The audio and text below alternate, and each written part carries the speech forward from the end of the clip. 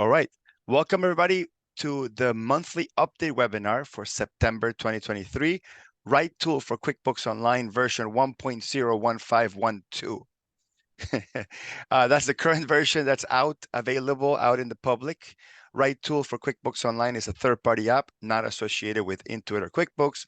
The app is designed to work by QuickBooks' side. You do need an active QuickBooks Online subscription to be able to do something with RightTool. Otherwise, RightTool won't do anything. We had a couple of users say, hey, I installed it and it didn't do anything. Well, you got to log into QuickBooks Online first, and then it starts doing stuff. Really quickly, actually, sorry about that. I didn't share my slides. Oh my Let me go. goodness. Yeah, I know. It's a capital sin in the accounting world, doing a webinar and not sharing your slides. Go ahead and download the slides. I've put it in the Zoom chat, the link, so you can download the slides. It's a bunch of links, a bunch of resources. That stuff is going to be very useful for you to have. So we have a link to last month's webinar. It was about an hour and a half, where we covered all the things that were added in the August edition of RightTool 1.014.6, which was later on amended to like 0.9. That was the version that was basically going on for a while. And of course, absolutely subscribe to the YouTube channel so you get updates. Every time we add a new feature, we'll immediately create a video, and then you'll know exactly what's coming or what's happening, when you see notifications from your YouTube channel subscription. So today's agenda, we'll talk about Happy Birthday RightTool. We'll talk about some additional resources, user reviews, feedback. We'd like to discuss that. We'd like to talk about the RightTool Party, and I'm putting party in quotes because it's not really a party, but it's a get together for RightTool users in Las Vegas on Sunday, November 12th at QuickBooks Connect. We'll discuss that briefly. Then we'll talk about some current issues with QBO that's sort of on our mind, that's affecting kind of like how RightTool works. We'll discuss free versus pro. I have a really cool resource. It's a spreadsheet that has a bunch of information about what's available in free, what's available in pro, especially if you're going to recommend it to others and you want to kind of have a quick cheat sheet to know what's what. Links to each demo that explains what each feature does and whether or not the feature is on by default when you first install it, or you have to go back in there and turn it on or off or whatever you want to do with that. Then we'll discuss all the free stuff that we added and improved for the September edition of RightTool. Then we'll discuss the Pro Edition features that we added for RightTool, and then the new experimental features, the beta features that we have, and leave it open for Q&A. Today's webinar will be 90 minutes for sure. Probably be longer if I didn't have to have lunch, but there's a lot of stuff to cover. Okay, so let's start with the resources page. So always take a look at the release notes.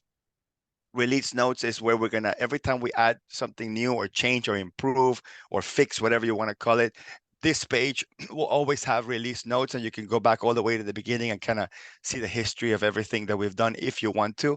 That's also in here when you click on, when you're here in the settings.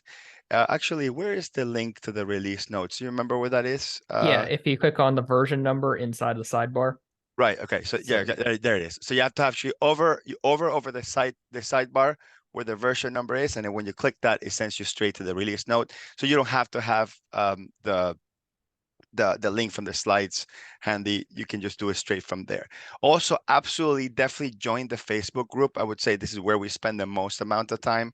I spend an unhealthy amount of time in Facebook, or my kids call it that thing for old people, because old people are the ones that hang out on Facebook. But the nice thing about the Facebook group is we have over 1,000, maybe like 1,500 RightTool users in the Facebook group. They're telling us what's going on with their QuickBooks. They're giving us feedback on RightTool. They're giving us suggestions. I would say at this point, more than half of the stuff we added in RightTool comes from user feedback, not from my own personal feedback. So that's really nice when you see that kind of the tide turn, and RightTool is more of a user's tool than the developer's tool. So that's actually pretty neat. And obviously, Mark and I are here to champion the users, the power users. There's a feedback form that's also available within the tool.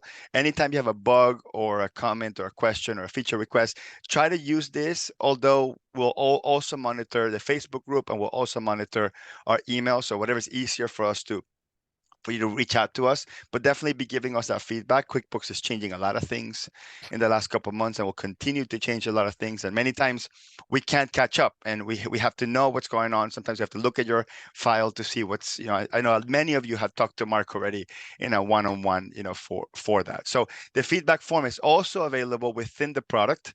So when you go into settings and you click on help on the bottom left of the screen, it should be right here on the top. It says feedback, questions, bug reports. You can click and access it directly through there. And again, the link's also on the slides for your access. If you have not done a review for RightTool, if you're an active user and you love RightTool and you definitely think we deserve 5 stars, I'm going to implore you and ask you to go into the Chrome site and add your review. Make sure you add some comments there. Okay, we do need, we would want to get the amount of users, especially the free users, we want to get it to be a substantial amount so we can continue to get advertisers and continue to sustain financially the tool itself. Because we have 7,000 downloads and probably about almost 700 pro users, and definitely the pro users subsidize the free users, but we do have advertising that runs in there. So obviously the more downloads we have, the more users, the more eyeballs, the more sustainable it is for us to continue having a free version. I mean, we can't guarantee a free version forever. That's what we need the advertisers for, which the number of users affects it quite a bit. So your reviews helps bring the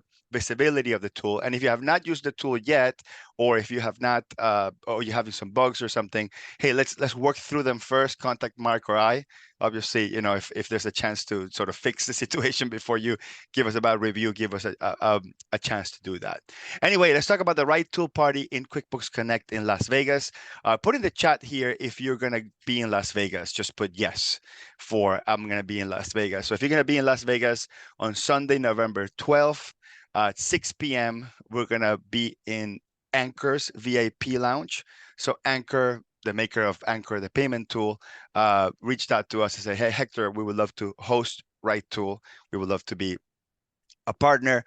We'll pay for drinks and food or whatever. It's gonna be light stuff. Like it won't be like a full dinner. It will be like more like cocktails and hors d'oeuvres type of stuff. We have a room where maybe like 50 or 60 people can fit, and we're limiting the Eventbrite invitations to 100. So when you click on that link, a maximum of 100. Please only register if you are going to be in Las Vegas, because if you're not going to be in Las Vegas, don't take that spot, okay? So we're going to limit it to 100 registrants, which I'm thinking that maybe 60 to 80 end up showing up. Some people forget. Some people, you're in Las Vegas, right? So you get lost in the casino or something. But Anchor has the hospitality suite, which is, I believe, is in one of the top floors, and we will be hanging out there with RightTool users. Pro, free users, doesn't matter. It's going to be based on whoever has an Eventbrite invitation. Otherwise, we do have to limit the amount of people. Anyway, let's talk about some current issues with QuickBooks Online that could be affecting the usability of RightTool. So number one, the bill screen is getting some changes. This is mostly because, and I'm making the assumption this is why they're making so many changes to the bill screen, is because users that were using bills with bill payment, whether they were using Bill.com integrated into QBO or Melio payments integrated into QBO, either one, this is going away. Intuit is phasing out all the built-in integration to Bill.com and Melio, and it's going to be bringing their own, or creating, or making public their own bill pay system that Intuit controls 100%. This is driving changes and is driving potentially the development team to change the screen and test it for different things. I don't know why they keep changing the bill screen and the bill payment screen, but this is probably the reason why. And the other peculiar thing, and you may have noticed, is QuickBooks Online Simple Start now can do bills and accounts payable management. That's a huge change. As I mean, a lot of us have been using QuickBooks Online for a long time. We've already sort of memorized that, hey, Simple Start doesn't have bills, accounts payable, only essentials, and Up has it. Well, it turns out that they just enabled bill pay overnight. They didn't announce it. It's not written anywhere. You just notice in every single Simple Start file, now you see bills. And obviously, The reason for that is because I want to be able to provide bill payment across the board to all the QuickBooks Online users. So I think that's probably the reason why that is like that, and just expect that. So that's also causing Mark and I to keep getting feedback that, hey, some issues. Oh wait, hang on a second. Some people say the link is not working. Let me just double check Well, for a it's second. working. It's just that if you go to it, you can't RSVP yet. Okay, all right. Yeah. Crap. Okay.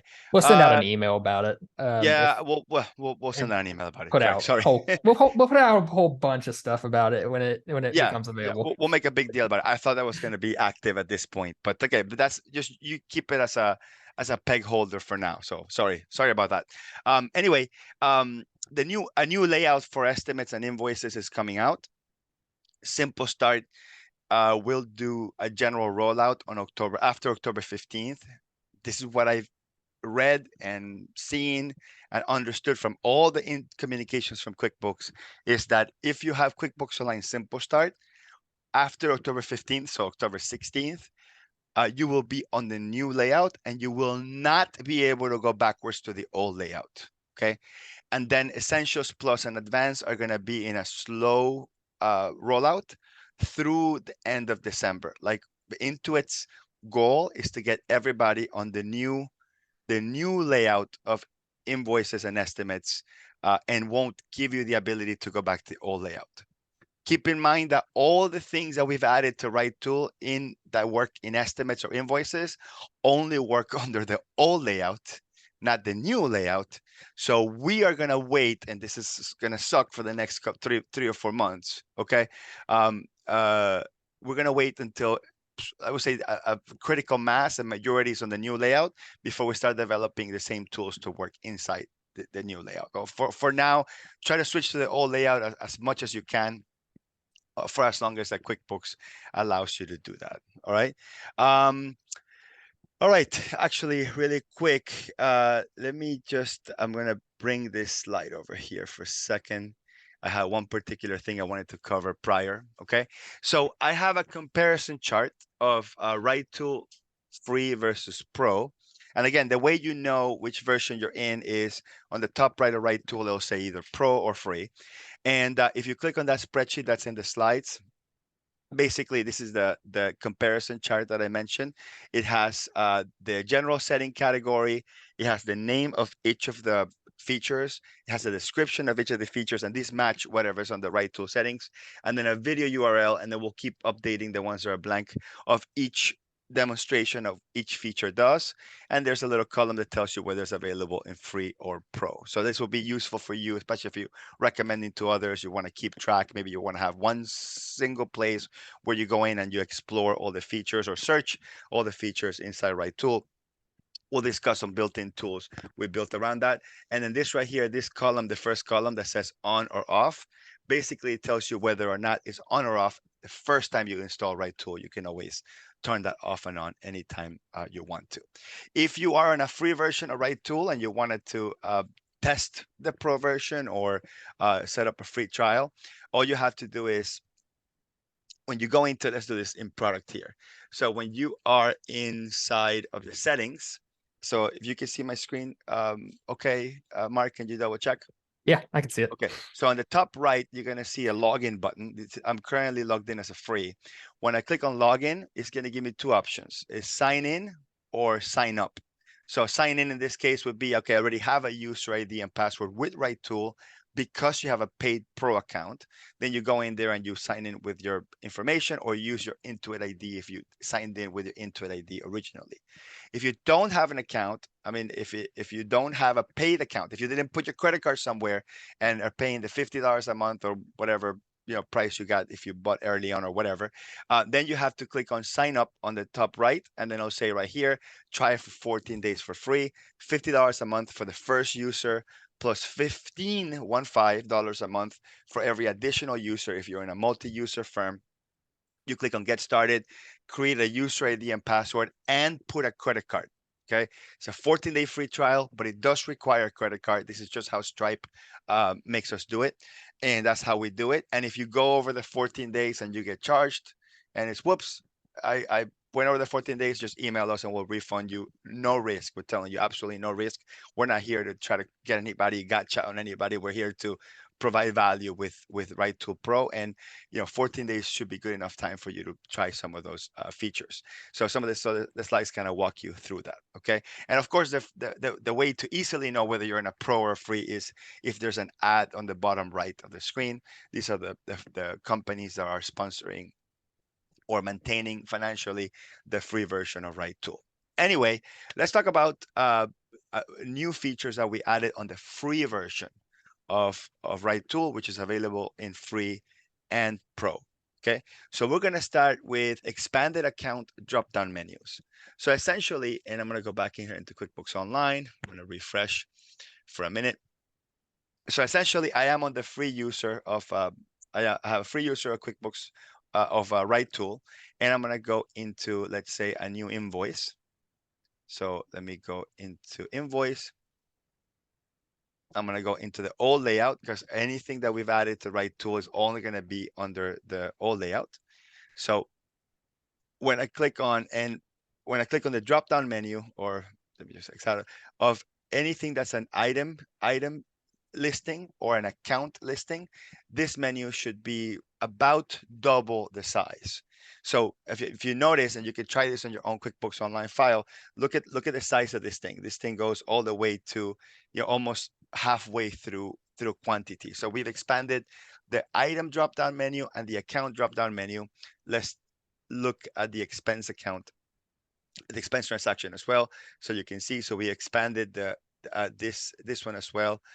Although this one might be the old, this might be the new version of It the is the expense, new version. Oh, a new version fun. of the expense screen again. So that's interesting. So I'm gonna go into a particular QuickBooks Online file that has the old version of the expense screen.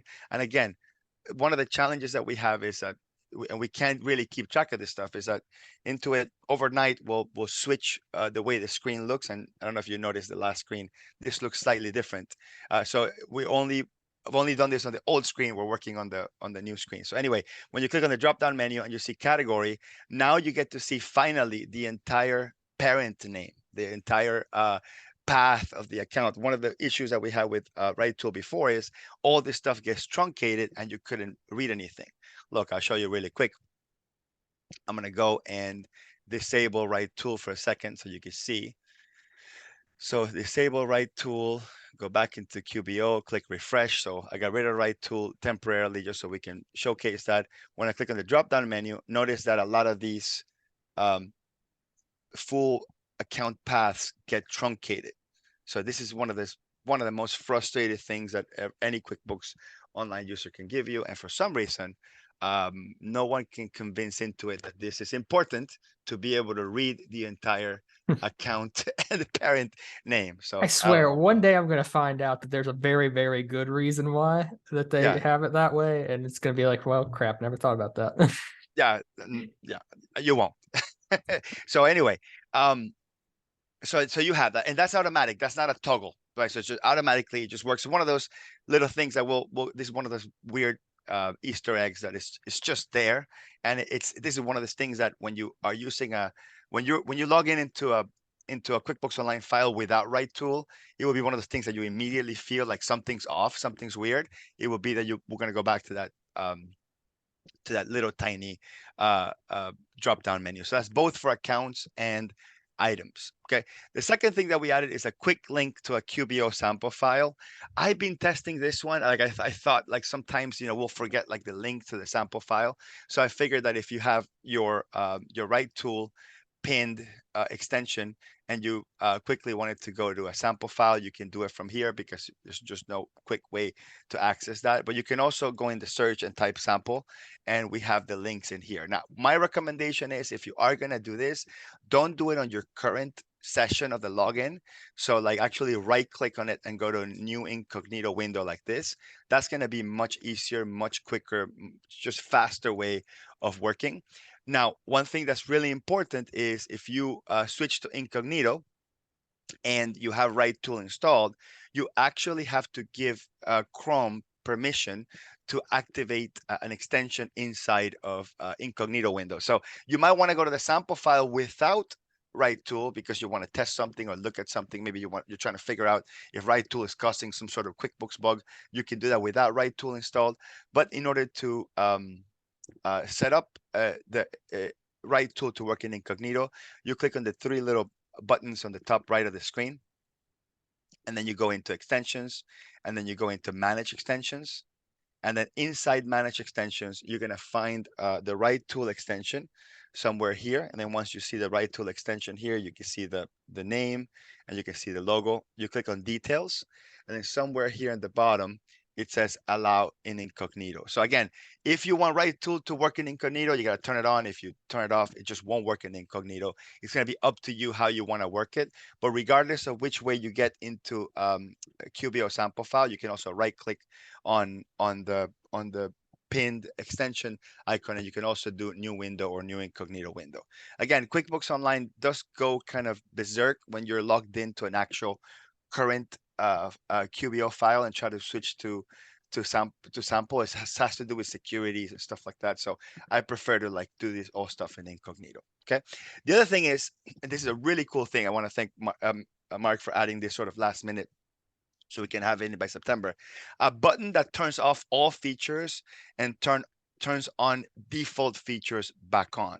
And this is interesting because when I'm doing anything in RightTool, especially when I'm doing live demos, people ask me all the time, Hector, why don't you have a button to just turn everything off? Because I'm always turning everything off so I can showcase something. So when you click on the settings button on the RightTool menu, you're gonna see in the help settings in the bottom left, there's a button that says turn off all toggles. And if you click on turn off all toggles, basically every single setting in RightTool will be off, with the exception of the ones that are defaulted on, which is maybe something we could think about later in the future, whether we can switch that default off as well.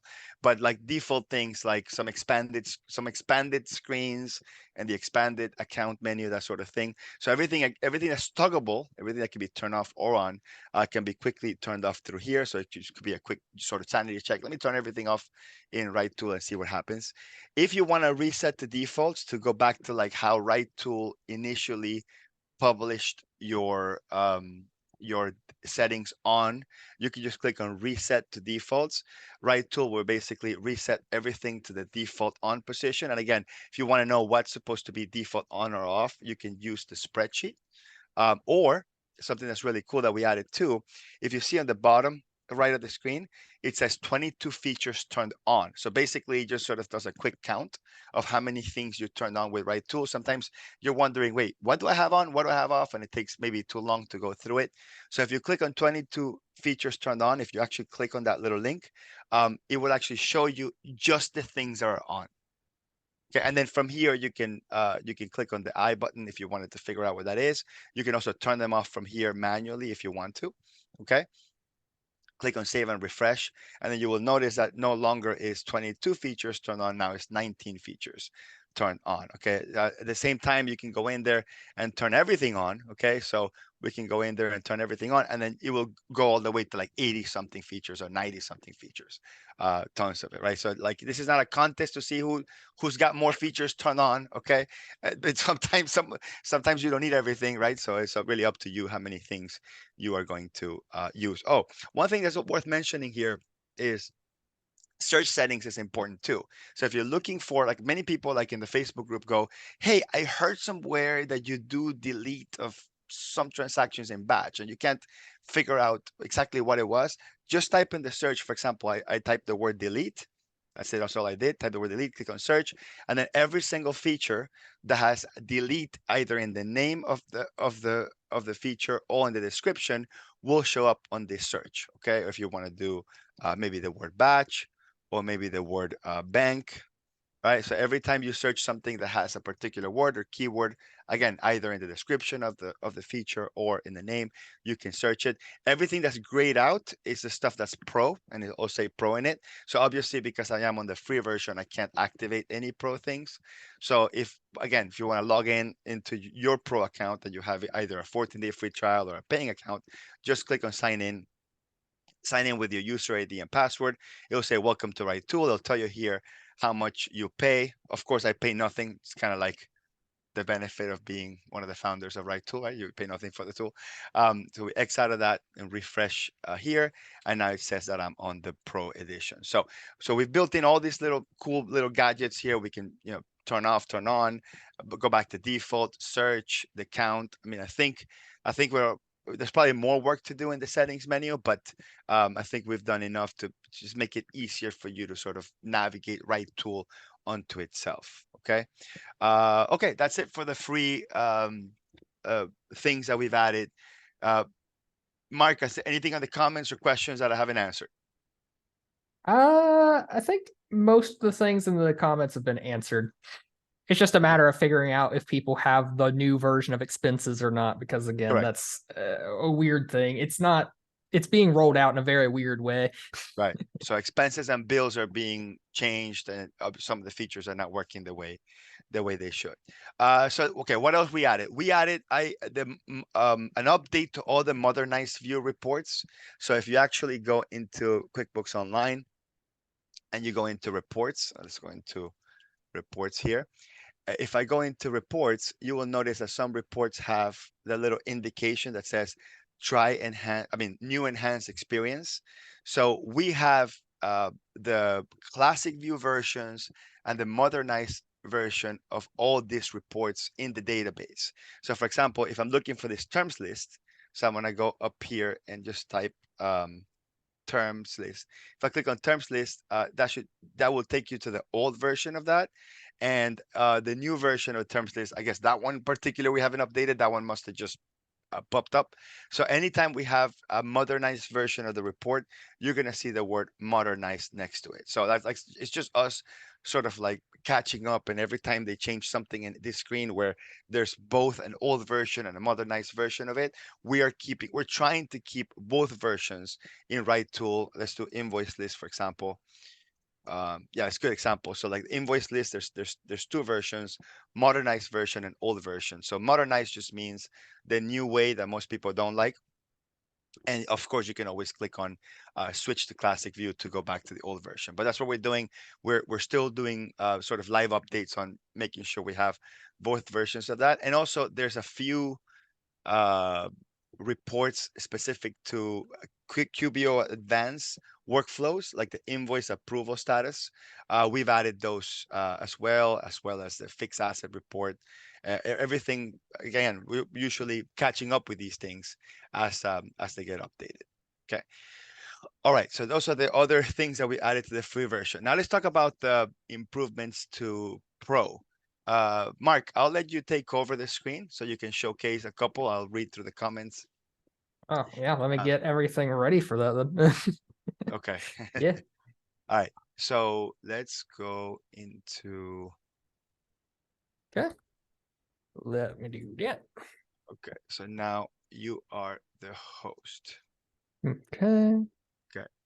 Let me get to the correct screen so we can make sure we're looking at the same stuff. Okay. And let's see, screen 3. Okay, so first thing is first, inside of the Pro screen, we have a new setting inside of report presets. This is one I don't show too terribly often, but when we do, there's people who really love it.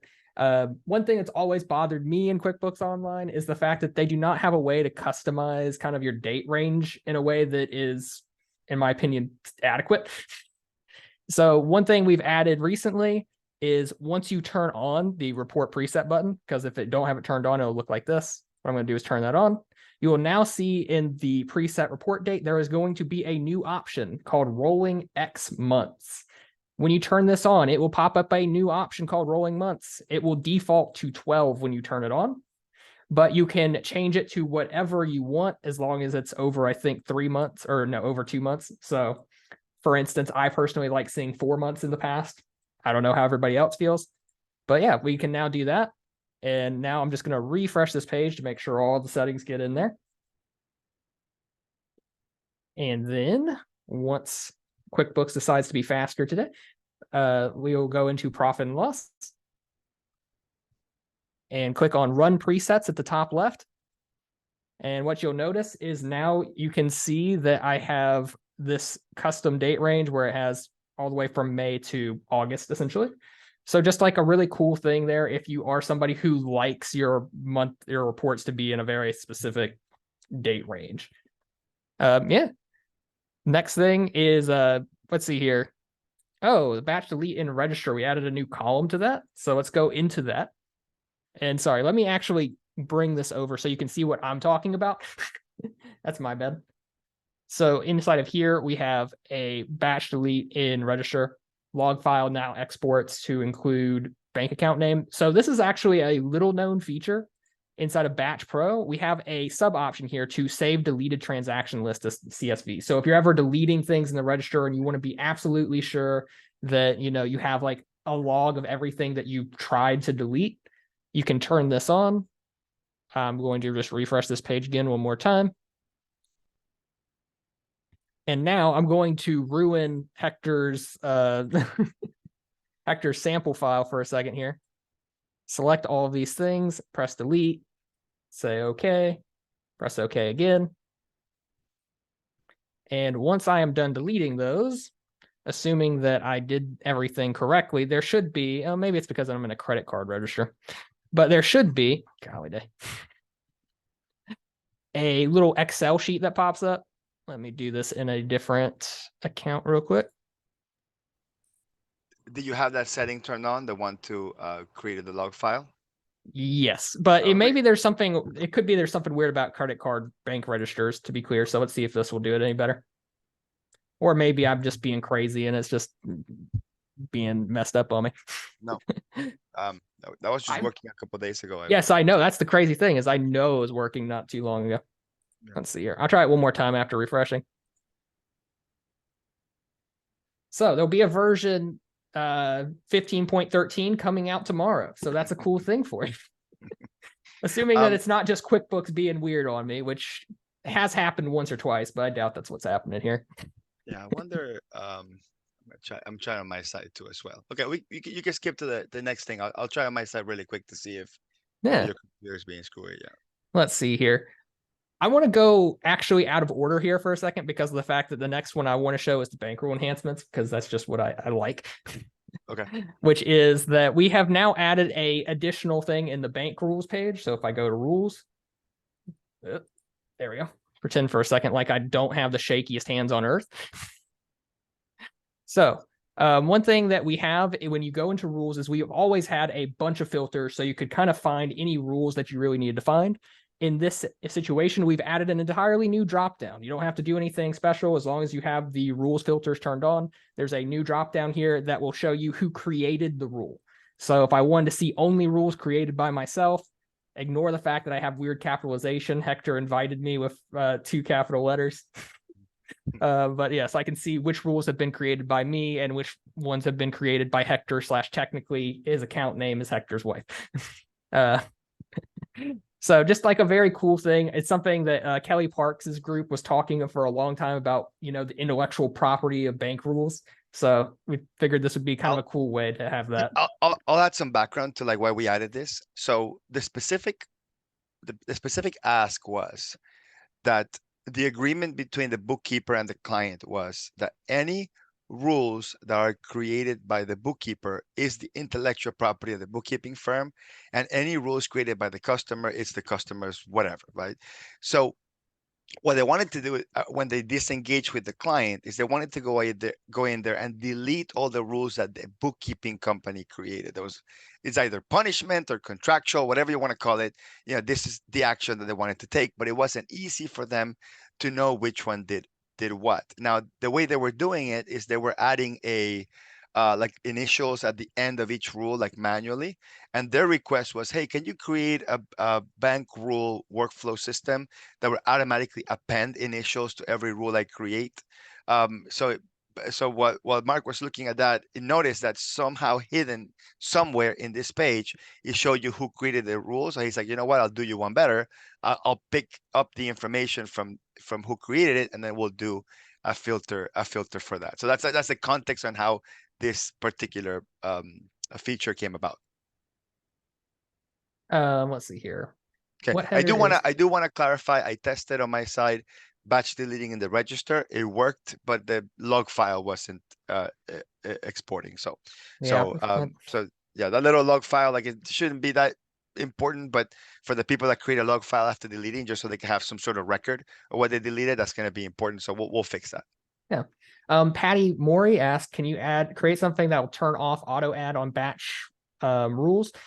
We don't have anything that will turn them off, but we do have a setting inside of here that shows auto ads only. So if you do want to find those and be like, I want to eliminate those, this is an option on this top right section over here.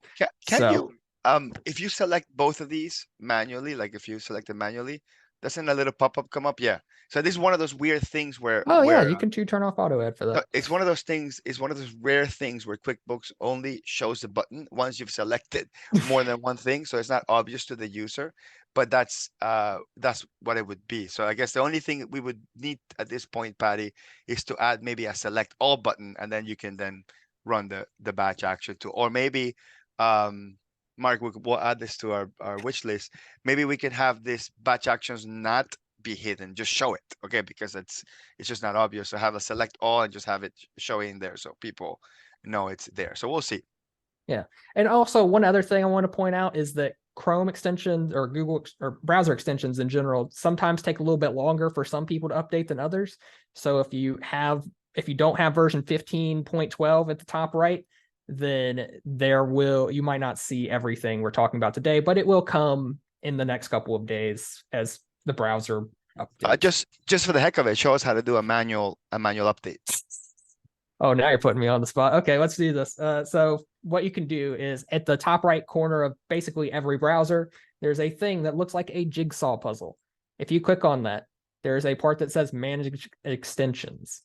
Go into that, and then wherever you see the extension, you go into details, and there will be, if you have developer mode on, right, the top developer right, mode has to be on. Yes, you can click update, and it will automatically update the extension for you. I need to refresh this page now. But yes, it'll automatically update the page, so you can get the update sooner if that's something that you're interested in. Like you're just like, I want these updates today. Yeah, you should always want that. Yeah. Yeah. Let's see here. So we have reclassify page extra filters. Yes. Sorry. So which one is this one? Reclassify page in the reclassify page. Yeah. So a little while back, we added some features into the reclassify page, and yes, this is going to be recorded and put on YouTube. So we've had a couple of different things that we put in. We put in a filter here that could show you how many, or show you, the amount from or to. So if you had like a expense that you knew was somewhere between $50 and $100 or something like that, but you didn't know exactly, you could search between those two numbers, as well as do a memo filter. But we also had a thing that said show 999 transactions. And if you click on that, even though it's showing more transactions, it'll say 1 of 50, which is super annoying. So we added in a little thing right here that should be in red, but we're going to exclude that for now. That will tell you how many transactions are actually showing on the page. Don't know why it's that way, just is. Or yeah. So you mean that the fact that the most we can show is 999. Yeah, exactly. Right. So QuickBooks gives you I think it gives you 50, 75, 150, and 300. These are the options that it gives you, or 50, 150, and 300. And then we give you a button in the top. You show the button again one more time. That says show 999. That's the most we can show, and then it tells you how many you actually showed. So if you actually shorten the filter of the dates, just use like 1 month or something, just so we can illustrate something. It's just that there's not always going to be 999. Sometimes it could be a lot less, but we'll still click on the button that says show 999. Let's just do it here as an indicator.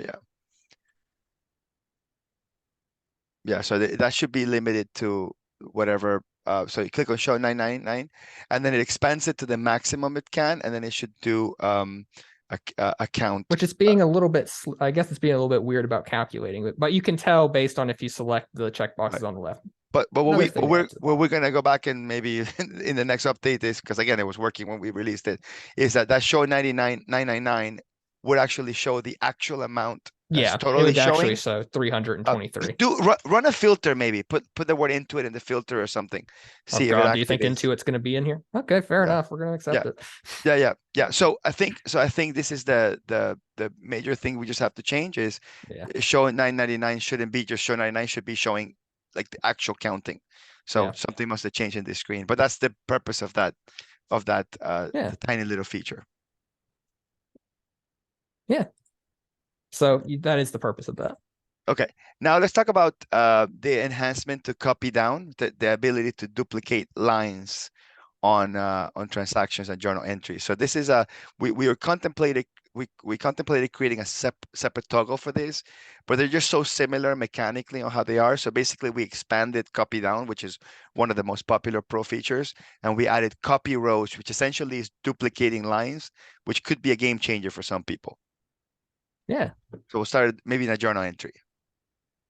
Let's see here. I'm just going to see if there's anything that's recent that we can use. Never mind. We're just going to go to a journal entry.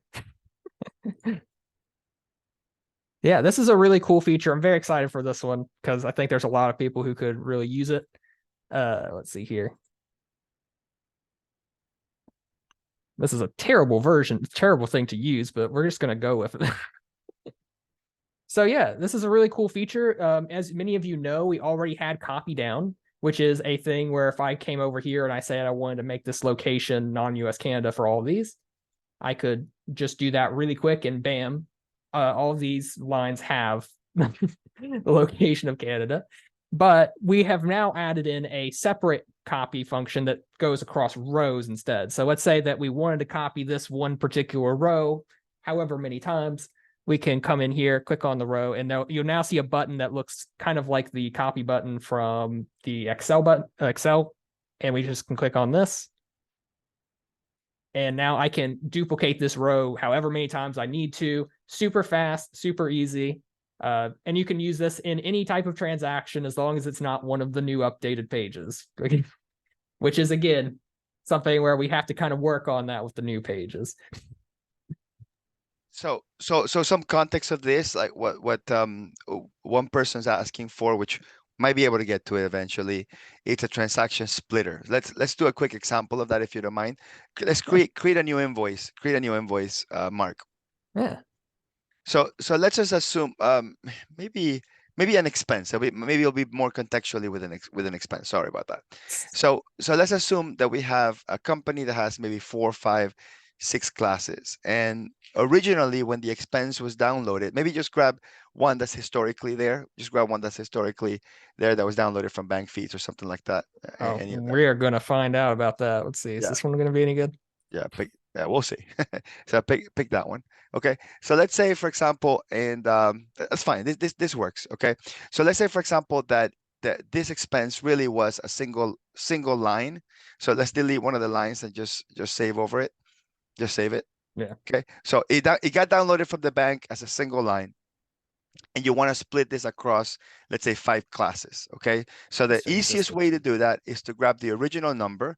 So let's say the original number was, let's just do the original number 13, whatever that was. Well, if we're gonna split this into 5 ways, let's do it in a number that I can use as a person who doesn't have mental math. All right. So we take the original number divided by 5, okay, or whatever it is, divided by 5, and then we go and duplicate the line 5 times. So we go 4 times. So 1, 2, 3, 4, 5, and then we get back to the whole 1,000, and then you can go in there and go into the class and put the 5 different classes or the 5 different customers or whatever it is. We not yet have like the ability to like cycle through a preferred number of classes. That's way too complicated right now at this moment. But at least it saves you the duplicate portion, and you can still combine it with copy down. So if you want to add in the description something like split into 5 classes, you can just come in there, split into 5 classes or something like that.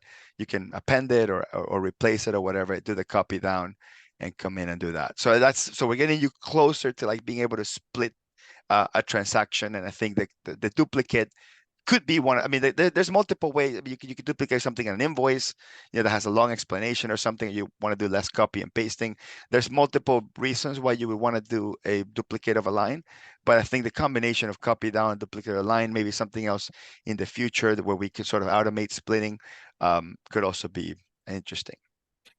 Yeah. Okay. Okay. All right. If you want to go through the questions, the Q&A, Mark, while I'll reclaim the host and I'll talk about the other features here. So let's see what we Yeah. got. So We're we making have good time, a believe it or not. We have a lot of new things added. Okay. yeah. So the other feature here that was added sort of midstream. So this happened after the August webinar, but it happened sort of earlier on, is the ability to delete recurring transactions. So I'm going to go back into QuickBooks Online here. I'm going to go into like the recurring transactions screen. Where are my recurrent transactions? There we go. So let's say, for example, I have a bunch of recurrent transactions that I want to get rid of. So there's a little button here that says batch. And by the way, let's just click on the settings menu, and that's going to be under batch. And it says batch delete recurrent transactions. So that needs to be on. Okay. The one that Mark was just showcasing was copy down and copy row. So it used to be just called copy down. Now it's called copy down and copy row. So now we're talking about batch delete transactions, recurrent transactions. And then on this screen, you will click this button that says batch. Okay, it opens up the familiar checkboxes that we have in other batch deleting screens. We can do a select all, or we can just select, whichever ones we want to get rid of. Okay, and then we click on batch delete. Okay, and it deletes your recurrent transactions in a nutshell. It's funny how it just continues to be funny. It's almost comically hilarious that the majority of the features that people like rave about here is deleting stuff. We spend more time deleting stuff than adding stuff in the QuickBooks Online collaborative bookkeeping accounting world, which is pretty interesting. Okay, so let's go to like the big boys. Like these are like the features that are should have a lot of wow factor, okay? Because like all four of these, we spent a whole month working on these, and a lot of these were part of like a wish list from the very beginning, especially this first one. This first one was probably one of the first things I always wanted to do in QuickBooks Online, which is quickly create a payee. So let's go into QBO. Let's turn on, I'm actually going to go to help here, turn off all toggles. See, now I can do this in a live webinar, which I love. Let's go into bank feeds and let's only turn that on. So I'm only going to turn on this feature called Quick Create Payees from Memo. And I'm not going to turn on any of the sub options for now. Just going to do this. Quick Create Payees from Memo allows you to quickly create a new vendor from the bank feed. Simply highlight the text inside the memo, and the button will come up with an auto add creation system for Payee. So like, the classic debate still applies. Should you create a payee for every restaurant or for every gas station? That's still a discussion for the ages, and I'm totally like, I totally understand, and everybody's position here is like politics. Like, you're not going to change anybody's mind on this one. Okay, some people want to create a vendor for everything, some people don't. I am in the camp that I want to create a vendor for everything. Okay, I'm not going to do like McDonald's store 1 and McDonald's store 2, but I will make a distinction between McDonald's, Burger King, and Wendy's. And the reason for that is because when I go talk to my clients at the end of the month, if I tell them you're eating fast food too much, it doesn't have any like actual meaning. It just sounds like I'm bitching and complaining. But when I say, hey, there's $2,700 worth of McDonald's, Wendy's, and Burger King or whatever, when you actually are very specific as to like how the behaviors are, then it doesn't sound like you're judgy. It just sounds like you're more analytical. So this is where I feel that having the vendor name, so you can do a expenses by vendor report or something like that, becomes more valuable. And I don't understand why people are so cheap with like your vendor list. The vendor list is free. Like there's no limit to how many vendors you can have. I don't know what the obsession with having a clean vendor list is. That's not a thing. Like don't even try to do that. Okay, like vendor list is going to be a hot mess regardless. Might as well make it useful for you. And then QuickBooks just added a merging tool, which we could cover really quick also, which is not RightTool thing, it's a QuickBooks thing. But I think because that should give you a little bit more sense of security for creating new payee. So for example, let's say I got this one, And the vendor's name in this case is Total Deutschland. Okay, so I want to create this payee. So traditionally, the way I would do that is I would come in here, I would right click, I would click copy, then I would go to payee or vendor, right click, paste, then I would hit tab on the keyboard, and it would create the payee. It will start the payee for me. This one happens to be one that I've already created previously, but let's just say it's a new one. Then I would hit tab on the keyboard or enter, and then the drawer opens on the left-hand side, and then it asks me to create the vendor and then click on save. Okay, that's a lot of clicks, and honestly, quite frankly, just one click too many, okay, or a couple clicks too many. So what we've done essentially with this is, let me refresh the screen, okay, and show you how we've done this differently. Let me go back into the bank feeds page that I was in. Okay, and then I'll go into a new one that doesn't have a payee name. And then basically what I do is I'll select, let's say the entire thing or a part of it. Okay, let's say, for example, this is the vendor name that I want to bring in, just Huth and Co. Or the whole thing. It's up to you what you want to use. Like if you select nothing and then you click on this little plus sign that's to the left of it. So I didn't select anything. Just click Well, on the plus sign to the left of it. Okay, what'd you say? I mean, you can try it, but I think it's gonna save whatever the last thing you selected was. So just Oh, be okay, clear okay, all about right. that. Okay, interesting. Okay, and then we just hit OK, or okay, I might want to change that mechanic a little bit, and then we click on OK. Then I'll go in there and I'll create the payee for me automatically. Right now, it's skipping the and signs for some reason, so we'll go back in the logic and figure out There why it's is a doing that. reason for that, but yeah, you're right. I should probably change that for this Yeah, one we'll change that. particular use case. But what the point is, it allows you to specifically select what you want and it'll automatically create the vendor for you. So let's say that's not the vendor you wanted. The vendor you wanted was this piece. So then you select that part, click on the plus sign. It does give you a warning. It says, hey, are you sure you want to create this vendor? So it does give you a warning, and it does proper cases. Because I mean, there's another debate. Some people want to do all uppercase, some people want proper case. Okay, I don't know which side of the fence you're in. I would love to know in the chat. Are you a proper or an upper person, proper or upper? Okay, would love to know. But so then we're gonna click OK, and then it automatically opens again the right slide, and it puts the proper casing of that payee based on what we selected. It looks like most people are proper here. That's interesting.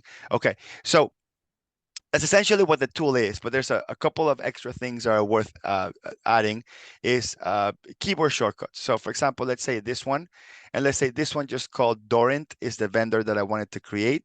I can do Shift plus or Shift equals. It's actually the same key. Equals and plus are the same key. It's like two keys to the right of a zero on your keyboard. So you hit Shift plus or Shift equals, not on the number pad, but on the actual on the top of the letters. If you do that, it activates that tool. So you don't have to click on the actual plus sign if it happens to be faster. And again, you got a warning that says, hey, would you want to create this vendor? So then we hit OK, and then it goes through the saving process for you automatically. Okay, that's kind of like the workflow. Now, some of the things that we can modify, for example, once you learn how to use this tool very well, I probably don't want the confirmation anymore. I don't care about the confirmation anymore.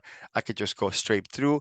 But also you can have it stop before saving, which basically gets you all the way to the page where you can maybe make a little modification. So I'll show you how that works. So that's totally an optional there. And look, and it looks like through most, I don't think anybody did anybody put upper? Nobody put upper. Okay, so we don't I think even need most to people do it. put proper.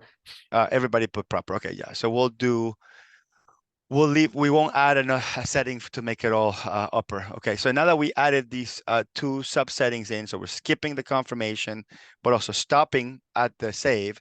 I'll show you what that looks like. And we'll grab another one here. Let's do Great American Bagel. Maybe not the best example. Let's use this one, not a good example. And the reason for that is because that one was actually QuickBooks was suggesting payee names on that. But let's say this one, for example, I want to add Draeger project. Let's say that's the actual vendor name. Or let's say I select the whole thing and then click on the plus sign or Shift equals. I don't get the pop-up saying, are you sure you want to create the vendor?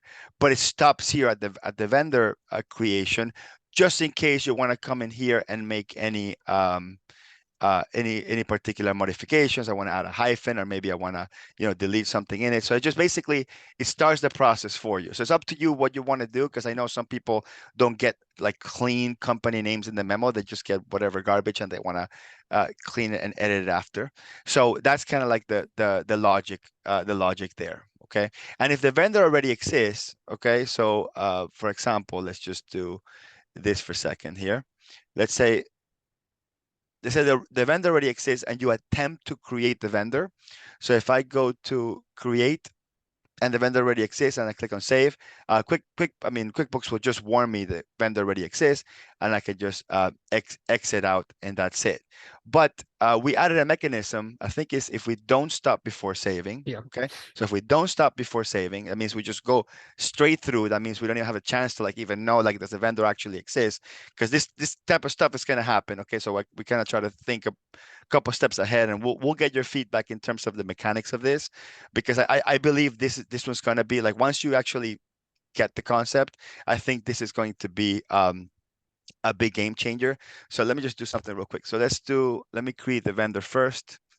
Okay, okay, I'm gonna create it, and then let's just assume for a second that I'm gonna go potentially create the vendor again, and then I click on the plus. Okay, it'll detect if it's already in there, and it'll go through the mechanic of just putting it in there. So it won't like you really don't care that you potentially created a duplicate vendor. So I'm also trying to get you off like clicking in here and trying to find it. I'm trying to get you off just, hey, let's just create the vendor and categorize, create a vendor and categorize. Easier for brand new companies. I guess it could get messier for companies that have really big vendor lists. And let's just do an example of like sort of like duplicating the vendors here. So I'm going to create potentially a couple of duplicate vendors. I'm just going to show you like sort of the consequences of creating a lot of duplicate vendors. So right now I went in there and I just did this exercise a couple of times by selecting separate pieces of this. I'm just going to show you. And I'm just creating a lot of vendors. I'm basically messing up my vendor list. So now I'm going to show you, I'm going to go into the vendor list. I'm going to go into vendors here, and I'm going to show you the new merging feature that QuickBooks Online has. Okay, this has nothing to do with RightTool. Actually, I'll just hide RightTool to avoid any confusion. And I'm going to show you the new merging vendors feature that it has. So if I go into the search and put, whatever first couple words I want, and let's say all these Heidelberg options, I wanted to merge them. Okay, I can't do multiple at a time. Like it would be beautiful for me to select all 4 batch actions merge. That would be beautiful, and that would be logical, right? So like QuickBooks won't release logical features immediately. It will take them a long time. But what's really cool is I can grab at least one, click on it, and then I go into the little edit button, and then it says merge contacts. So when I click on merge contacts, then I can go and search for the other one. It's kind of a hidden feature, and then I select which 2 I want to merge, and then click on merge contacts. One of the things I was trying to figure out if I can get Mark to work maybe in October or November, see if somehow we can figure this one out, is to see if we can go to merge contacts, maybe come in here and select a couple and then have it batch go through them. That would be pretty beautiful, wouldn't it? So let's say, again, we just select the 2 that I want to merge, and then it will keep merging into it. So and then basically generally you want to pick the one you want to keep, and then go into merge contacts, and then you grab the one that you want to select the one you want to get rid of, and then the destination one, the one at the bottom, is the one that you want to keep. So the cleanest, best payee name, whatever that you want to keep, would be the one that goes in the bottom, and the one that goes in the top is the one that's being lost, essentially. Okay. And merge contacts. So that's merging contacts. And again, the reason why we created this quick vendor creation screen, because once the merge contacts came out, I'm like, okay, this should release some of the anxiety around creating a lot of vendors, because what's going to stop people from using this feature is just like that sort of that fear of messing up or mudding up the vendor list. Okay. All right. So let me do a quick temperature check. Is this a neat feature, to put the word neat, or game changer feature, right? So I just want to know, or you could put useless. Okay, so I want to know if it's a neat. So neat means like it's there, but you're probably not going to use it. Game changer means, okay, it's part of your workflow And useless means like, no way I'm going to create random new vendors like this. I'm just going to like search them every single time. Okay. All right. So it looks like a lot of people, a majority are going to get some value out of this. Awesome. All right. Let's go to the next one. Okay. The next one's going to be a controversial one. It's called copy downloaded text into memo. Now, let's just go back for a second here. So when you are in bank feeds, I don't even know how to use the left navigation bar anymore. I forget how to get to places. That is Okay. the problem. Yeah, that is the problem, right? Right. So when you're in bank feeds, and let me find that account again. Okay. Sometimes, and this is one of those like weird things. Sometimes whatever was actually downloaded from the bank actually doesn't show up in the memo for some strange reason. We don't know like what causes that. Sometimes the download comes in, maybe like the second half of the download comes in there, or the first half, or some other information that's not the full information from the bank. It doesn't show up in the memo, and it's very frustrating because you manually, let's say for example, this was it just came in like this. Okay. Okay, and you want the actual original full memo, you actually have to literally come in here, select it, copy, and paste over it. Now, in theory, if you have this feature turned on, this little gear feature that says copy bank detail to memo, that's supposed to come in. But for whatever reason, and we've had enough feedback, and I would love to know in the chat if this happens to you too, where you don't know when and how or in what pattern, or somehow the information just comes in wrong. It doesn't come in the actual information that you want. If this happens to you, put it in the chat. I would love to know if this happens to you all the time too. But again, we can't figure out like exactly what causes that problem. But if you have that issue, what we've done is we created a feature to sort of like automatically correct this for you, or give you the option to correct it for you. So this is in Bank Feed Pro, and it's called Copy Bank Text to Memo in Bank Transactions. Okay. We've had a similar feature that's for regular transactions, for cleanup. This is only for banking. And then we have auto replace bank memo as an option too. So I'm just going to turn that off for a second. And now here's a good example. So it says PayPal truncates the customer name in the memo sometimes. Okay. Well, I mean, look, if it downloads, if the information is in the download, this feature will fix it. But if it never comes in the download, we can't feature it. This is just actually fixing whatever comes in the download, putting in the memo. But when you do copy bank text to memo in transactions, when you turn that on, this can either be a passive feature or a proactive feature. So right now I have it turned on. It's simply just a passive feature. That means that you have to actually click on something to do it. For example, you're looking at a particular bank transaction, and let's say this stuff, it's empty. Okay. So if it's empty, what happens is, and you might not be able to see it to the webinar, but now the bank detail is in red, kind of letting you know, hey, something's wrong. This is not matching 100%. And then all you have to do is click on it. Basically, it's a hyperlink. You click on that, and then it just enters it for you.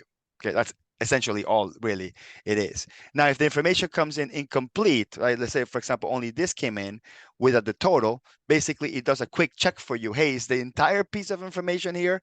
If it's not, then you click on it and it fixes. So it either fixes if it's missing the information, or if the information is not exact, then it can just basically correct it. So it's a quick correction. And again, if once you're accustomed to this feature and you're like, you know what, this is working beautifully, I don't want to be clicking on it, just click on auto replace, and it's like a set it and forget it. It'll just, every single time you open that transaction, it will do that for you. There's an exception to the rule, which is bank rules. So if you have a bank rule set up, okay, if you have a bank rule set up and the bank rule is automatically categorizing things, and is also automatically bringing the memo, like we can't, that happens behind the scenes, not in front of the scenes. So this is only from when you're doing sort of one transaction at a time. So if things are being automated with bank rules, we can't fix that just because we're not like interjecting it. But we have an entirely different feature. I think it's worth it just mentioning. I think it's under error prevention. We have a different feature called bank memo copy in transactions. It seems like pretty much the same feature, and the names are a little bit confusing. And also there's a little sub option that we added called also copy memo into line descriptions. So I'll kind of show you what this means. So this is more of like sort of the cleanup portion of this. And just give me a second. My settings, my Zoom settings got stuck for some reason. Give me a minute. Okay, just turn that thing off. Okay, so we're gonna do bank memo copy in transactions, and then also copy into line description. So I'm gonna show you kind of like this issue that happens. So sometimes, again, we have some other information here, like Hector put bad info. Okay, something like that, and then I come in here, and let's say I do select the total the correct vendor name, or I don't. It really doesn't matter, right? But just gonna show you the mechanic. So what happens when something gets categorized wrong? This is after it goes past bank feeds and is now in the register. So something is categorized wrong and there's wrong information on the memo. What this feature does is it's the same mechanic. We're solving for the same problem, but in a different screen. So the free version of the feature, it's here where it says Hector put bad info. And let me just make sure that I did turn that on. Give me one Might not have second. refreshed the screen. I think that's Okay. gonna. Yeah, we'll refresh the screen. The challenges of speed versus usability. It Right. really does So drive me crazy. So here it is. It says total Deutschland GmbH.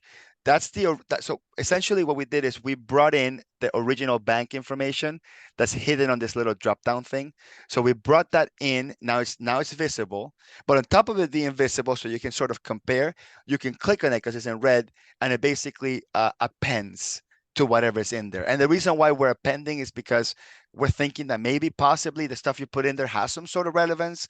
So we didn't want to get rid of it. We made the executive decision to append. And we also have the subsetting here to prepend instead of append, because maybe for reports, you prefer like the original bank information, but then whatever you put, you want it to be in the end instead. So I'll just show you kind of what that means. I'm just going to type here, appended bad info. Okay, I'll just click on save. So like with this particular one, and I'm gonna make the assumption here that on the description, we have the same issue, because some people were telling, hey, the problem is that my description is the issue. It's not the memo, it's the description. So now we can actually do both. So if I click on the link, it replaces it both on the description and in the memo, and then it appends the extra info. We don't have a setting for deleting the info that's there now. We're just gonna make the assumption that whatever was put in there had some sort of a purpose. So again, we have the prepend in there. You know what? What happened? Need to write things down. Every once in a while, there's little things that bug me that nobody would notice until at first glance. But yes, it double appended that, so I need to figure out why it's doing that. It double appended this. Okay. Well, Yeah. I mean, again, if I do prepend on the original bank memo, I'm not too worried about that. But we'll go back and I didn't even notice. Okay. All right. Where am I? Okay. George Griffin says you have a really great imagination for sure. We do not have a great imagination. Now, most of the stuff is just like people comment on the Facebook group or make a post on the Facebook group about asking for something, and we're like, oh, you know what, that is a cool idea, and then we just do it. So it is mostly you guys. It is. Yeah, for sure. One thing I will tell you is sometimes Mark will just say, I did this. He won't even tell me he's doing it, and that's when he's not 100% sure if I'm gonna say yes or if I like it or not, he'll just go do it roguely. But for the most part, I try to gauge whether or not this is like one particular person's need or something that's enough people will need it. So we do try to like sort of like reorganize and say, okay, is this priority? Should not this be priority? Like we do go through that a little bit. So there is some of our brain cells do get used in the process. Okay, so let's do a preset filter in register. You remember who's the one that suggested this one? Preset filter in register. I think this is it was in Chicago. I know that. Yeah. This was I think Brian Balfour was one of them. Okay, so when I go into the register screen, it says preset filter in the register, and we just call it preset filter for now, just in case we tweak it and do other sort of changes to the preset filter. But one of the things that that a user told us is, hey, when I'm looking at a bank register, like I know that some transactions have been reconciled. I know some stuff has been cleared, right? There's all sorts of different statuses here. But sometimes after I'm done reconciling, really honestly, all I'm looking for is I just want to see unreconciled transactions. So we'll pick one here. And let me just zoom in or zoom out. Let's see. Okay, there it is. Okay, so what this will do is it will read reconcile through. So I will read the date for reconcile through, and it at a button that says show unreconciled only. So when I click on show and reconcile only, a couple of things are happening at the same time. So when I click on that, what RightTool does is automatically removes or filters out the transactions that are reconciled already, that have the R, and it will only leave the ones that have a C, which means that they're checked on the reconcile page, but they haven't gone through a reconciliation, and the ones that are empty. And then it does one more thing, which is sorts it by date, so you can actually kind of see like which transactions are still lingering in that register pending. Like most people come in there and they go into the reconcile screen, and then they just put in information quickly to see what stuff is sitting there unreconciled.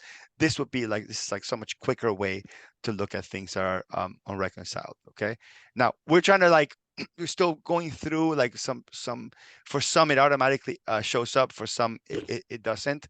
One of the really important thing is that it needs to have been reconciled in the past. So if you've never reconciled the bank or the credit card, that just basically means that there's really no work to do. Let me see if I can find one. So like, but if there has been at least one reconciliation, the show unreconciled only will show up. Otherwise, everything else would be unreconciled. And then once you have it filtered, there's QuickBooks has a built-in little button here where you can export to Excel. So if you want to do something with it in Excel after, that's already built into QuickBooks Online, like the Excel feature. It's what's already there. Okay. Maybe we'll think later on about doing like a CSV export or something cleaner than those crappy Excel files, something like that. Okay, so that was that. Okay, and the last one, I think it was it Tanya Schulte that recommended this one, reconcile progress button. Okay, this is an interesting one, and I honestly didn't know at first why she was suggesting it. And then when I started playing with it, I kind of saw some value here. So let me show you exactly what this one does. So I'm going to go into Reconcile Pro, and then I'm going to turn on this one called Reconcile Progress button. So that's the name of the feature. Let me save that, and we'll go into reconciliation. Okay, and then we'll go into one of these reconciled page. Let's just grab this one here. Okay, and let's say you're in the middle of a reconciliation, and you're done with the reconciliation or not done with the reconciliation. Really doesn't really matter. If you wanted to have a quick count or whatever's on the screen, like there isn't a way to really know kind of like how many things are here. Now you can see like what QuickBooks already gives you is it gives you how many transactions you have reconciled. Like we cleared anyway. Sorry, we cleared 207 payments and we cleared 27 deposits. It's not reconciled yet. This is cleared. But this little button that says Rec Progress, if you click on that, it says, okay, we have cleared 234. So it does the addition of these two things. How many are uncleared? So in this case is 57. And then how many are uncleared deposits? How many are uncleared payments? And the unclear net balance essentially is the difference between your last reconciled amount and whatever QuickBooks is showing.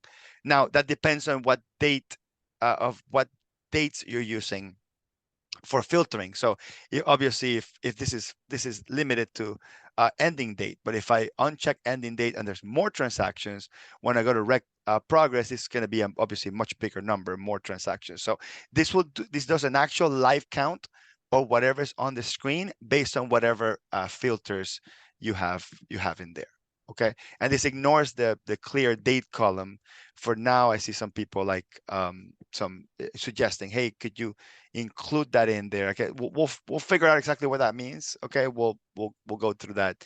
So, but for now, if you're looking at this screen right here, what else would you like to see in this page? So if you're sitting here on the rec progress and you're seeing total clear, total uncleared, total, right, of both. Unclear deposits, unclear payments, unclear net balances. What else would you like to see here? Like if you wanted to get sort of a quick assessment of what's on this page, what would be useful for you in here? What else would be useful? Okay, but the information needs to be on the screen, by the way. So like asking like, okay, what was last month? Okay, we don't have that information on the screens. That type of stuff would be there. Duplicate amounts. That one's interesting. Okay, so total duplicate. So if there's any duplicate amounts, that could be interesting. Okay, number of transactions cleared after statement date. Okay, that's a good one. All right. I think we got a couple good suggestions here. We'll see where that works. Okay. Highlight duplicate amounts. I guess we could do that. Can we do that? Highlight duplicate amounts? I guess we have to sort by amount first, right? We have to sort by like a payment or deposit and then highlight any duplicates. That could be an interesting one too. Okay. That's a different feature than rec progress. But yeah, we'll write that one down. Okay. Perfect. All right. So those were the main pro features that were added. I would love to know so far, which is your favorite feature before we talk about the experimental. So far, what's your favorite? We talked about deleting recurring transactions, preset dates, reclassify page extra filters, the bank rule enhancements, or the duplicate rows. And then we'll move into the pro features. Okay, and I really mean like, what is your favorite feature from the new ones we presented? Okay, so we have a couple for quick payee, duplicate rows. Yeah, duplicate rows is big. That'll be interesting. Yeah, so it's between quick create payees and duplicate rows, right? Mark, it sounds like these are the two. I am answering things, but yes, let's see here. It does seem like the duplicate rows is one of the big ones for right now, and then yeah, adding payees as well seems to be the new payees. Yeah. Very cool. Okay, so let's talk about the experimental features we have in Pro, and the reason why we separate them is because these are the ones that we're not 100% sure if like they should be out yet. We're still getting feedback on. They're still functional 100%, but you know, maybe they have some bugs or something. So let's go into settings. Let me turn off all the toggles again. I love this new feature. And then let's go into Experiments Pro, and we're going to turn on this one called Reverse Change Transaction Types. So we've called it Reverse Transactions button before, something like that. Now it's called Reverse Change Transaction Type. And essentially there was like an entire movement towards like, hey, if this transaction is an expense, but it should have been a bill, you know, couldn't I, like change that? Or this is a bill, it should have been an expense, or it's a bill and I want the same version of this in a credit memo so I can reverse it. Essentially, it's a whole slew of tools that we're building around grabbing one transaction and making it something else. Okay, so let's go through the options here.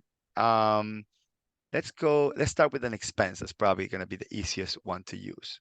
So well, at the moment, the new stuff we had the changing a transaction type from like an expense to what is it, like a credit card memo or credit memo, something like that. We had that before. We've only added at this point an expense to bill. We will add more, but at the moment we've only added expense to bill. Right. So last month we released the ability to, let me go back and turn that feature on. And here is to save and refresh. Well, and it has to be on a transaction that actually already exists, to be clear. Right. It has to have a transaction ID. You got to save it first. Yeah, exactly. So let's just add a couple things in here. Okay. So we'll add maybe a couple of lines of stuff. Okay, so I'll save it. So once the transaction is saved, okay, so we have a transaction with 3 lines, then we can click on the More button. Right, let me just refresh again, you have to go to a transaction that has an actual transaction ID attached to it. Right, correct. So that's why you have to go to one that already exists. Or just get out and get back in it. You're right, exactly. correct. One of the two. Because you wouldn't be like creating it and immediately changing the type. Okay, so you go back to this one, and then what we've added last month was, okay, I have an expense. I can turn this into a deposit or turn it into a CC credit. Okay, the reason why you would change, for example, an expense into a deposit is maybe I'm reversing the expense that was unreconciled and I want to clear it out. Now, the problem with going from expense to deposit is when you have items and I go to copy to deposit, okay, I'll copy the name, I'll copy actually, particularly when it's items to deposits, that won't work. So that's the only one that's not going to work correctly, because it would have to be all expense lines. But in the event of a transaction that is compatible, like a CC credit. So for example, let's say this came out of a credit card, and I go to CC credit because again I want to reverse the transaction. Maybe this has been cleared already and I don't want to mess with it. I just want to do a sort of a reverse the transaction. I go to copy to CC credit, and it basically creates the same transaction with the same account with today's date, and it duplicates all the numbers. So it's basically essentially a reversal. Okay, but what ends up happening is sometimes, and this is what we added for the September release, is sometimes something came in as an expense. And I think the use case that the user gave us was, I uploaded a receipt and I forgot to select bill instead of expense. And I brought in the transaction as a receipt and already did all the work on it. And I want to sort of quote, convert this into a bill. So when we go to more in, let's see, let me just save this one. Okay, and then we'll refresh. Okay, so here's the expense. When we go to more, it says turn this into a bill. So essentially the transaction already exists as an expense. You click on turn into a bill, a new tab opens, a bill gets created, and all the information from that transaction gets rewritten as a bill. Now, a couple of issues here. Issue number one is we can't bring the attachment over. Like there's just no mechanism for the time being for us to bring the attachment over. So that's kind of the challenge number one. And challenge number two, and this would be like more of your feedback, is do you want the old transaction to be deleted automatically? We're so fearful of deleting things automatically that all we're doing is letting you create this as a bill. Here's the new transaction as a bill that you can save. And then the old transaction, then at that point you can delete if you want to. So essentially we're not automatically deleting it, but we're doing that. Now, a couple of things. Will this still connected to a PO? No.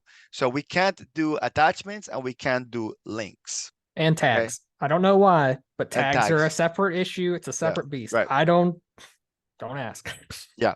So we're still like that's why this is actually a very complicated feature, believe it or not, because the moving parts are a little bit more sort of complex.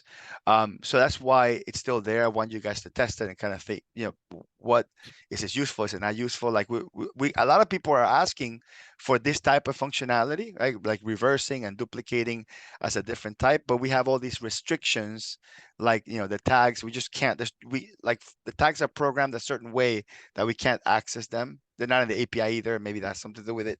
But and the attachments are also programmed a certain way that we can't access it. And any links, right? So if it's linked to a PO or whatever, that's also not done. And again, the auto delete. Should we auto delete? Should we not? I mean, that's for now. We're not gonna do it. Like, it'll take a long time until we do anything that's auto delete. To do auto delete, we'd have to figure out how to get every single thing copied. Because of the fact that we at this point do not have the ability to copy every little piece of it, we're like, we can't do auto delete. Just won't work. Exactly. Okay. So the last one here is copy transactions in the register. So let's go into the bank register, and this is a pretty neat one. And we've had multiple sort of versions of this request. Okay. And this is tricky because some transactions you can do duplicates for easily and some not so much. For example, in this case, an expense that could be easily duplicated, just the mechanics of QuickBooks. So I'm looking at this transaction, and again, I'm not telling you why you should be duplicating transactions. I'm just saying if you want to. Okay. So let's say I want to duplicate this transaction. So I just click on it. Now you see a new copy button. If you click on copy, no hands. Okay. What it's doing is it went in there, open a new screen, duplicate it, and then it highlighted it for you really quick, just so you know exactly where the duplicate is. And to be clear, it's highlighting the original transaction, not the new one. Okay. Good. Just to be clear. To know. Yes, I don't have any kind of identification for what the new transaction ID is going to be. Okay. And because I don't get that, I can't highlight it. But assuming you have the filters set up, they should be pretty much right beside each other anyways. But right. Yeah, exactly. Now, so one person's asking, will it duplicate if it has items? The answer is yes, because it actually takes the underlying transaction and it duplicates it the exact same way. Again, duplicate transactions don't bring in links or attachments, that sort of thing. And I wonder if the tags come. You know what? That's a good one. I wonder if that's something that you can even do. I'm gonna put a tag here. Tags, Okay, I think, will copy. I don't let, think attachments will. let's that But I could be wrong. attachments won't. That's for certain. Attachments won't. Any link to an online backing match, it won't. Actually, let's double check that. Okay, so this is the original transaction, transaction 8952. Okay, so this is the original transaction. Okay, so if I want to duplicate this transaction, I will go to more and click on copy. That's already a built-in function in QBO. So I click on copy. Okay, tags come in, and attachment does. Ah, okay. Let's. Fair enough. Okay, all right, never mind. We take So those. yeah, yeah, we take those. Again, you know, maybe you don't want to like there could be a situation where the tags and the attachment is something you don't want. That we can't stop. So this is all using built-in copy duplicate functions. And also it only works in certain transaction types. So right now it's working for sure in expenses, checks, sales receipts, refund receipts, and journals. Where it's not working is in deposits because deposits do not have a built-in duplication feature. Now we have in RightTool a way to duplicate deposits, but we have not yet extended because it's just a lot of macros at this point to add. So in order to release this, we released it without deposits. I know for a fact people are going to want to, duplicate deposits because that's a natural thing to want to duplicate. So we'll work on that. That would be on the next version of this. This is why this is still under that. But look, if a sales receipt has a copy button, a journal has a copy button, a deposit does not. It's just and it's not like try to like time it like because it's it kind of like shows at the beginning, right? It just kind of like sort of quickly shows right when you switch to it, but it disappears because it's just not there. You can't duplicate deposits.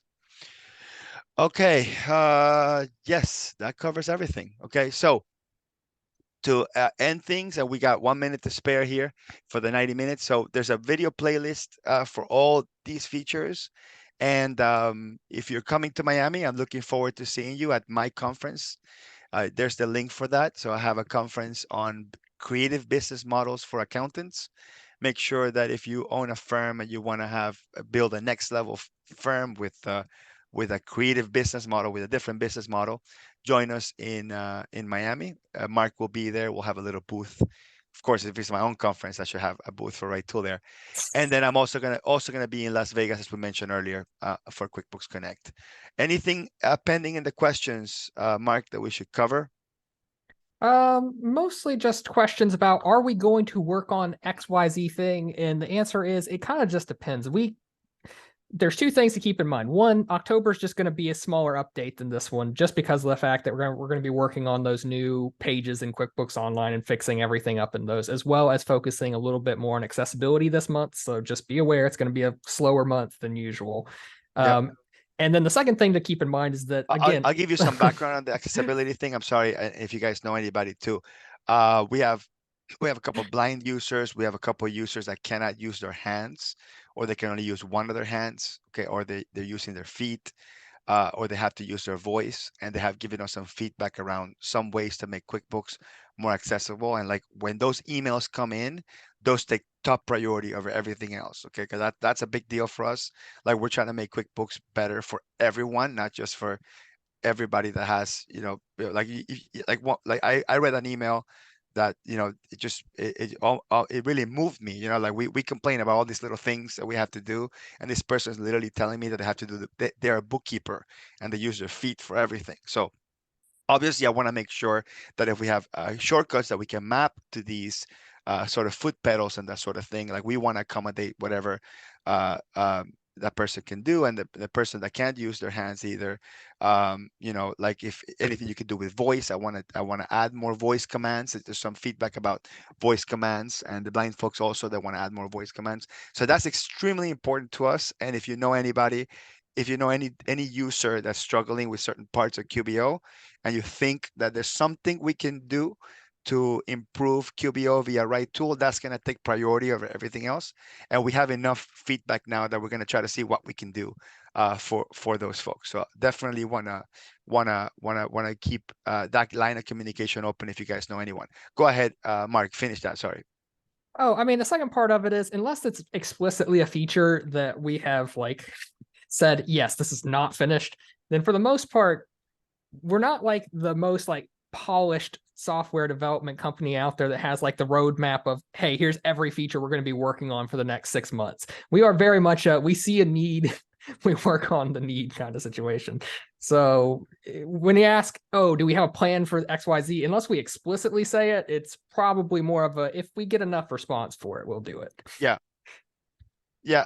About that, I'll since we still have 200 people here, and I'll take a couple minutes here. Mark and I are discussing, and I don't want to get into the details of that because we're still developing that. But since you brought it, we're discussing like, is there a like a super user, right? Like I know that we got some super fans of RightTool, but is there like a super user that wants to have access to like the mini roadmap? Like it's funny, like Mark, our roadmap is like a week from now because we're so small and so nimble, that we don't have to have like this like multi-month, vision for where we're going.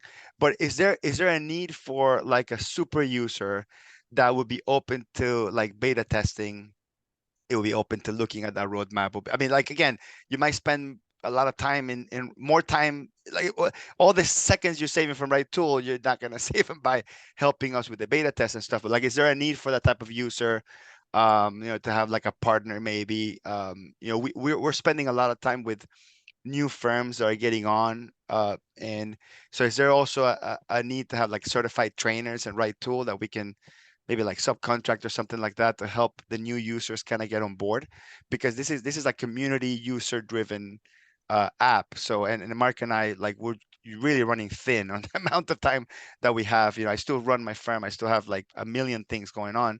But we want to help people come on board. We don't have like a 800 RightTool you can call for support. It's all via email. So we want to know, is there an opportunity to have like super users that want to be sort of like part of like bringing more people along, beta testing, that sort of thing. So if there's a need for that, we'll announce what that looks like, together with an affiliate program. If you're recommending, RightTool to other people, you get paid for that if you have any sort of marketing channels.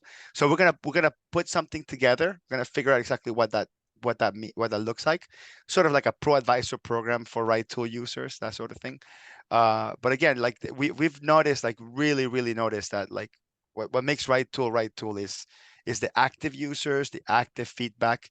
So I think there's also an opportunity to go that route. We don't have anything yet. By the end of the year, we'll have something for sure.